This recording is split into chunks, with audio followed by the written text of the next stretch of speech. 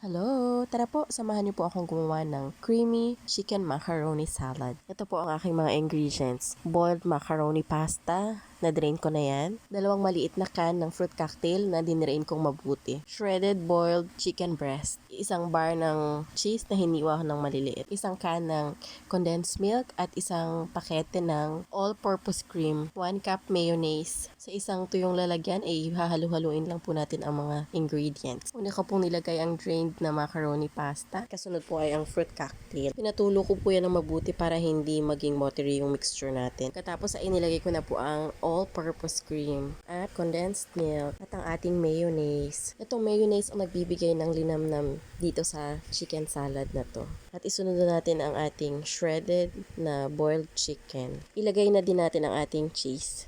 Naglagay rin pala ako dito ng pickles. Kayo, gusto niyo ba ng pickles sa chicken macaroni salad? Gusto ko kasi yung lasa ng pickles, pang neutralize ng tamis. Naglagay din pala ako dito ng finely chopped na onion, 1 piraso. Naglalagay din ba kayo ng onion? Kung hindi pa, subukan yung itry. Ang sarap ng onion sa chicken macaroni salad. No need to worry sa raw na lasa ng onion kasi maluluto naman siya sa mayonnaise. Haluin lang natin yan hanggang mahalo siya ng mabuti. At ilagay na natin siya sa chiller at i-chill natin overnight. Ito na ang ating finished product. Kain tayo! Thank you so much for watching!